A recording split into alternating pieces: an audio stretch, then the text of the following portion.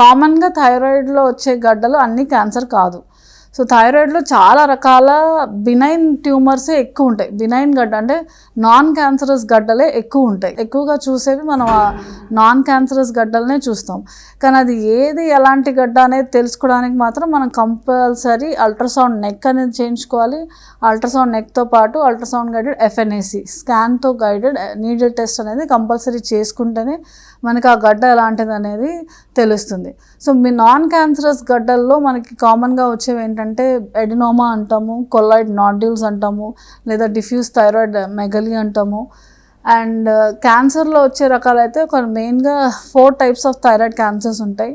So ఆ thyroid క్యాన్సర్స్లో మనకు కామన్గా వచ్చేదైతే పాపులరీ క్యాన్సర్ ఆఫ్ థైరాయిడ్ అంటాము. మామూలుగా అయితే మేము ఏం చెప్తామంటే this is one of the lightest, అంటే చాలా తక్కువ శాతం దీనివల్ల మనుషులకి హాని ఉండే క్యాన్సర్.